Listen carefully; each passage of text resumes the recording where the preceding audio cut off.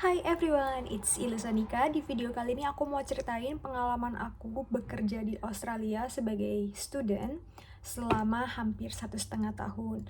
Nah, karena aku banyak subscriber baru, lalu followers baru di Instagram, jadi mereka banyak yang nggak tahu aku dulu awal pertama kali kesini itu pakai visa apa. Jadi aku mau ceritain lagi uh, dari awal, oke? Aku pertama kali datang ke sini itu menggunakan visa student, teman-teman. Jadi aku apply langsung visa studentnya dari Indonesia dan datang ke sini di tahun 2022, tepatnya di bulan September. Nah, seperti kalian ketahui, aku kan support diri aku sendiri gitu ya. Aku self-funded, segala macam kayak misalnya uang kuliah, living cost, misalnya uang-uang yang tidak terduga lah misalnya, itu aku support buat diri aku sendiri. Jadi aku nggak minta uang ke orang tua aku gitu. Nah, makanya ketika aku baru pertama kali sampai di sini, aku itu cuma bawa uang cash sebesar $1.000. Dan uang yang di ATM aku itu kurang dari $4.000, teman-teman. Itu cuma sekitar 3.000 sekian. Karena uang aku waktu itu udah hampir habis karena aku bayar uang kuliah di semester pertama. Begitu. Setelah sampai sini juga itu nggak langsung makmur sejahtera ya, teman-teman. Aku juga banyak mengalami cobaan. Salah satunya itu harus beli baju tebal, baju hangat, terus peralatan untuk tidur gitu kayak selimut, terus kaos kaki segala macam, karena waktu itu suhunya itu dingin sekali buat aku kala itu. Ya, jadi dari uang yang $1.000 aku bawa itu cuman sisa kurang dari $300, teman-teman, dalam 2 hari, karena aku harus deposit uang kos, terus bayar uang kosnya sendiri selama 2 minggu, terus ya beli peralatan kayak yang aku sebutkan ya, kayak peralatan tidur, baju, terus groceries juga. Sehingga kala itu aku sempat deg-degan juga, aduh gimana nih untuk bertahan, sedangkan uang yang aku punya itu tuh udah sedikit sekali. Jadi pas aku sampai, aku langsung lamar-lamar pekerjaan, teman-teman. Walaupun banyak persoalan ya, tapi ada hal yang aku mau syukurin. Di kala itu cari kerja masih gampang, teman-teman. Kenapa? Karena itu masih pasca COVID, di mana Australia sendiri ini tuh kekurangan pekerja. Jadi kalau kalian melamar kerjaan di kala itu tuh mudah banget dapat kerjaannya. Jadi ketika aku sampai, besokannya tuh aku ngeliat ada iklan kerja di salah satu restoran Cina sebagai pramusaji kayak waitress gitu ya. Dan mereka kalau misalnya nggak ada experience juga nggak apa-apa, boleh di trial. Kalian boleh datang untuk trial. Terus ketika aku chat orangnya, itu langsung respon dan bilang kalau bisa datang besok gitu untuk trial. Nah, tapi karena aku baru sampai dan ini pengalaman pertama aku keluar negeri ya, kemudian juga cuacanya itu dingin banget. Besokannya tuh ternyata aku sakit, jadi aku nggak bisa langsung kerja. Jadi waktu itu tuh nunggu harus dua hari dulu lah, 2 hari kerja, maksudnya 2 hari istirahat. Terus ketika aku mau berangkat untuk trial, ternyata mereka bilang nggak usah di hari itu, karena hari itu nggak sibuk, jadi diminta datang tuh kalau nggak salah di hari Jumatnya gitu. Jadi aku datang di hari Jumatnya untuk trialnya itu tuh selama 4 jam, tapi 4 jamnya itu tuh terasa seperti neraka, teman-teman. Kenapa? Karena aku nggak di Indonesia, aku tuh kerjanya kantoran, aku nggak pernah melakukan pekerjaan berat gitu. Nah, di sini pekerjaan pertama aku tuh sebagai waiters di restoran Cina yang semua staffnya itu adalah orang Cina gitu, yang mereka tuh bisa bahasa Mandarin lah, at least, walaupun bukan dari orang Cina asli, at least mereka bisa bahasa Mandarin, orang Asianya. Karena beberapa dari staffnya itu mereka nggak bisa ngomong bahasa Inggris, teman-teman. Jadi pertama kali aku datang tuh aku bingung banget gitu, loh kok ngomongnya Mandarin semua ini. Bahkan customernya itu semuanya juga ngomongnya tuh ngomong bahasa Mandarin gitu, bahasa Cina. Nah, ketika aku mulai kerja, aku pikir tuh akan diajarin dulu ya kayak gimana. Ternyata enggak, bener-bener langsung disuruh kerja, teman-teman. Jadi bosnya tuh langsung nyuruh, kayak ngasih aku troli, ngasih aku kayak apa ya, kayak apron gitu ya, untuk ngeberesin meja gitu. Nah, kan aku nggak tahu gitu cara ngeberesin meja yang cepet itu kayak apa. Jadi aku kayak cuma mindahin piring yang berat-berat yang gede-gede itu tuh langsung ke troli gitu, maksudnya kayak kayak biasa aja lah. Terus nggak nyampe 10 menit aku diteriakin gitu. Dari nadanya sih kayak marah, aku bingung kan kenapa. Oh kayak terus dia kayak nggak kayak ngomong kayak sedikit pakai bahasa Inggris, bilangnya tuh ya itu kelamaan, nggak gitu caranya. Terus dia nyontohin gitu caranya kayak gini kayak gini. Terus juga untuk nata mejanya kan aku juga nggak paham. Terus juga dia marah lagi, ini harusnya tuh kayak gini kayak gini kayak gini gitu. Jadi sama aku trial itu di mana di restoran itu, aku dimarahin terus teman-teman, benar-benar diteriakin segala macem. Dan jangan harap kalian bisa minum gitu ya selama sama bekerja di sana. Benar-benar nggak bisa minum, nggak bisa istirahat, jadi benar-benar kerja terus, nggak berhenti. Jadi kerja ngeberesin meja, lalu anterin makanan, terus nata meja lagi gitu. Jadi bener-bener terus kayak begitu terus gitu sampai bener-bener capek. Aku tuh kayak ngerasa capek banget. Setelah kan itu kayak restorannya itu tuh kayak tutup di jam 3 sore ya teman-teman. Nah karena aku trialnya 4 jam, itu mulai dari jam 12. Nah setelah restorannya tutup, aku diminta untuk kayak closing lah, kayak nyapu-nyapu segala macam. Nah mungkin menurut mereka aku tuh nyapunya terlalu lelet gitu, jadi aku diteriakin lagi untuk kesekian kalinya. Dan di saat itu aku diminta untuk stop aja gitu, disuruh stop aja, nggak usah kerja lagi, besok juga nggak usah datang lagi, karena aku dibilang aku nggak cocok di sini, kerja aku tuh terlalu lama. Itu padahal belum sampai 4 jam ya, kayak mau hampir jam 4 gitu teman-teman, mau hampir jam 4. Terus mereka kasih amplop uang karena ini masih trial gitu, jadi mereka kasihnya cash. Ketika aku buka, ternyata uangnya itu cuma $80 gitu. Jadi aku cuma dibayar sekitar $20 per jamnya, padahal di awal mereka tuh janjinya $23 untuk cashnya. Cuman aku bilang ya udahlah, mau diapain lagi gitu.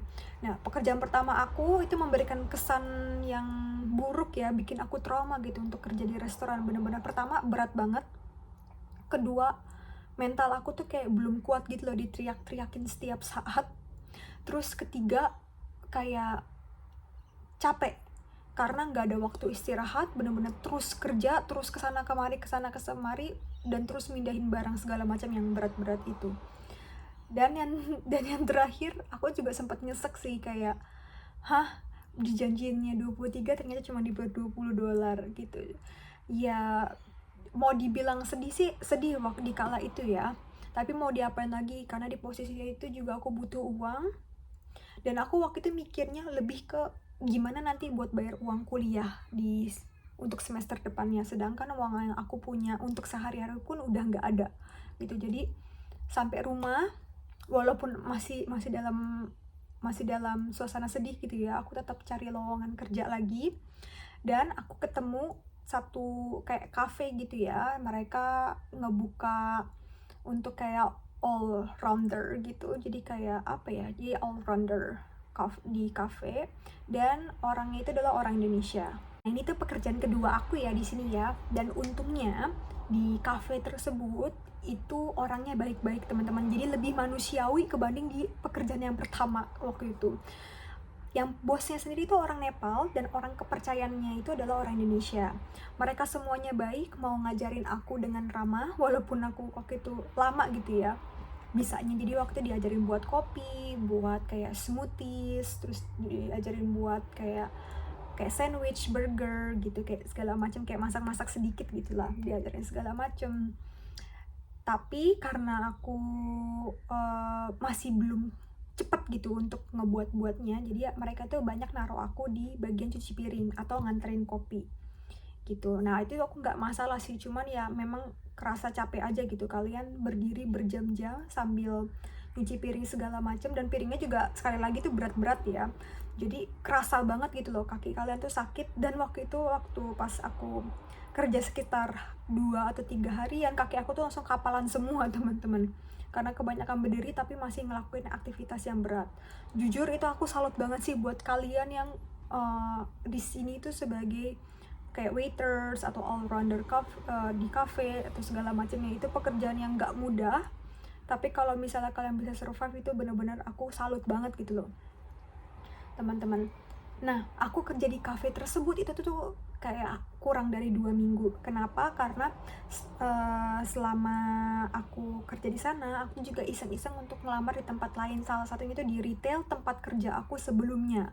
Ya, jadi posisi itu mau Christmas dan mereka open untuk kerja di kayak Christmas casual gitu. Nah, aku pas lagi kerja di sana ternyata aku dipanggil gitu loh, dipanggil untuk interview, tapi interviewnya waktu itu online. Sehingga aku coba untuk interview di pekerjaan aku yang ketiga ini di bidang retail. Perlu kalian ketahuin ya, aku itu belajar kan bahasa Inggris Amerika. Jadi di masa itu juga aku masih apa ya, kayak adaptasi untuk belajar bahasa Inggris Australian accent gitu. Jadi aku sejujurnya aku nggak begitu paham ketika orang Australia tuh lagi ngomong pakai bahasa Inggris, karena di pendengaran aku tuh kayak bedanya tuh jauh sekali gitu teman-teman. Nah, ketika aku interview di bidang retail ini, itu kan bosnya itu orang Aussie ya, jadi orang Australia asli gitu. Dikasih pertanyaan segala macam, aku jawabnya sebisa aku. Tapi setelah wawancara aku bilang kayak, ya ini mah nggak bakal diterima lah, aku jawabnya juga kayaknya ngaco-ngaco ini. Ya udahlah, aku lanjut kerja di cafe tersebut. Tapi ternyata 2 hari setelah aku interview, aku ditelepon lagi gitu, aku diterima kerja dan aku diminta untuk datang training tuh di hari Selasa depannya gitu. Itu aku lumayan kayak bimbang gitu sih ya. Aku udah mulai nyaman kerja di cafe ini, cuman aku pengen nyoba di bidang retail. Kenapa? Karena aku pengen memperlancar bahasa Inggris aku gitu. Karena di cafe sendiri kan aku kebanyakan ngomongnya pakai bahasa Indonesia teman-teman, jadi nggak berbicara bahasa Inggris gitulah ke customernya gitu. Terus itu sih yang jadi pertimbangan terberat aku udah mulai nyaman, orang-orangnya juga baik, tapi di satu sisi aku pengen meningkatkan skill bahasa Inggris aku. Sehingga waktu itu aku minta maaf sebesar-besarnya kepada 2 orang Indonesia yang udah bantu aku bilang aku pengen coba kerja di retail dulu gitu, walaupun mereka kayak sebenarnya agak kesel gitu, bukan kesel, kayaknya kesel ya sama aku, kayak udah diajarin, udah dibantuin banyak gitu, malah keluar. Cuman ya aku dari jauh udah doain aja buat mereka, semoga mereka dilancarkan rezeki dan kesehatannya, karena mereka ini adalah orang-orang baik gitu. Nah, aku keluar dari cafe dan aku mulai pekerjaan aku sebagai SPG teman-teman di retail. Di bidang retail ya, kalian harus bisa bahasa Inggris yang bagus karena kalian bertemu dengan customer yang bule-bule itu, dan kalian juga pastinya kan bekerja sama orang bule-bule juga. Nah, ketika awal-awal aku di bidang retail itu juga nggak mudah ya teman-teman. Pertama aku tuh kan masih belum paham betul gitu loh kalau misalnya orang ngomong pakai bahasa bahasa Inggris pakai aksen Australia ya. Nah, aku dulu tuh nggak berani ngangkat telepon gitu. Jadi kalau kalian tahu di sini tuh lumayan lumrah orang mesen ke mall itu lewat telepon, jadi kayak phone order gitu, kayak phone order. Nah, itu aku nggak berani ngangkat. Kenapa? Karena aku nggak ngerti sama sekali dia ngomong apa ini di telepon. Dia ngomong langsung pun aja tuh aku susah banget buat paham, apalagi ngomong di telepon. Bener-bener waktu itu tuh aku biasanya tuh minta tolong temanku untuk handle gitu, tapi lama kelamaan aku mulai belajar dan akhirnya bisa paham sampai sekarang.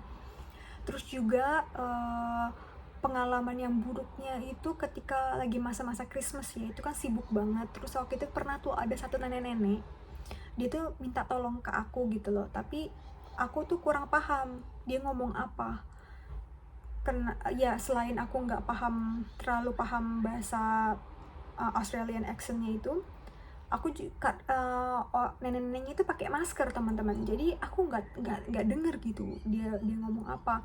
Terus mungkin gestur tubuh aku itu bikin dia tersinggung, sehingga dia tuh kayak marah banget ke aku. Terus dia bilang gini, lu kalau nggak bisa ngehargain kita, lo mendingan pulang aja ke negara lo gitu. Waktu itu bener-bener aku diminta untuk suruh pulang gitu. Jujur aku waktu itu kayak pengen nangis gitu ya, dibentak kayak gitu.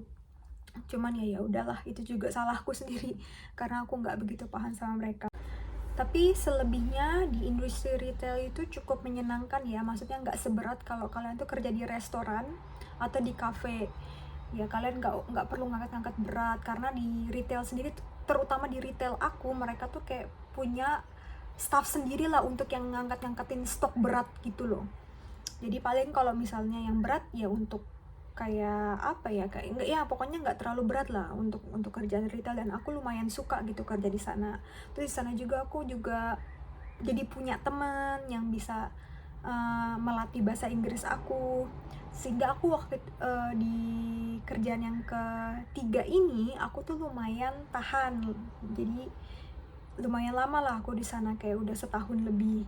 Jadi aku kayak bener-bener berhenti di kerjaan yang ketiga ini karena memang tutup aja, bukan karena aku dipecat atau aku yang resign, enggak gitu. Nah, untuk kerjaan keempat aku, itu aku masih tetap kerja di bidang retail ya, tapi aku nggak punya peran yang jelas, tetap SPG sih, cuman nggak punya peran yang jelas gitu. Jadi aku lebih ke cover yang orang yang lagi cuti, jadi aku dituntut untuk serba bisa di sana ya. Jadi aku juga nggak punya jam kerja yang tetap, tergantung mereka butuh aku kapan gitu. Jujur masa-masa ini masih masa yang sulit ya, karena aku lagi coba juga cari-cari pekerjaan yang istilahnya kayak part time tapi yang tetap lah gitu, misalnya 20 jam seminggu atau bagaimana. Cuman di masa-masa itu juga lagi susah, karena kalian tahu international student sendiri tuh lagi membludak di sini, ditambah lagi imigran juga lagi membludak di sini, terus juga kayak anak baru lulus SMA juga banyak, sehingga kita persaingan untuk kayak kerja seperti itu tuh lumayan kompetitif di saat ini gitu. Cuman aku nggak begitu pusingin sih sekarang, karena aku lagi mau coba upgrade diri. Jadi aku mau coba banyak belajar hal-hal yang berkaitan dengan jurusan kuliah aku, sehingga nanti ketika aku lulus aku bisa kerja di kantor. Nah, untuk kerja di kantor sendiri itu juga susah teman-teman, apalagi kalau kalian tuh nggak punya kenalan atau koneksi di sana. Walaupun kalian pinter, punya skill yang hebat gitu, tapi kalau kalian nggak punya koneksi itu agak susah. Apalagi di sini itu kebanyakan orang-orang kantor itu seperti orang kayak apa ya, kayak orang India, orang Cina gitu teman-teman. Jadi biasanya mereka itu akan ngerekrut sesamanya mereka gitu. Jadi ya kalau misalnya kalian tidak punya skill, tidak punya koneksi, ya wassalam saja teman-teman. Kalian agak susah lah kalau untuk cari kerjaan tanpa semua itu begitu. Sehingga aku lagi mau fokus ke sana aja, mau upgrade diri aku aja di tengah ketidaksibukan aku ini begitu. Sekian pengalaman bekerja aku selama di Australia sebagai student di sini. Semoga bisa memberi gambaran untuk kalian. Sekali lagi, ini adalah berdasarkan pengalaman pribadi aku ya. Di sini aku bukan nakut-nakutin, dan bukan karena aku anak yang kayak princess gitu ya, tidak. Karena ya ini karena memang pilihan aku aja gitu. Jadi ketika bekerja di sini itu balik lagi ke pribadi kalian, tujuan kalian tuh apa begitu. Kalau misalnya hanya sekedar untuk mengumpulkan uang sebanyak-banyaknya, semua pekerjaan di sini bisa kalian ambil, mulai misalnya dari waiters atau jadi cleaners atau misalnya jadi packers gitu ya, jadi kayak ngepek-ngepekin buah dan sayur, itu juga silahkan saja, nggak ada yang mempermasalahkan. Cuman makin kesini aku tuh lebih mau pekerjaan yang sesuai dengan jurusan yang aku pelajari gitu. Jadi aku mau kerja kantoran nanti di kedepannya,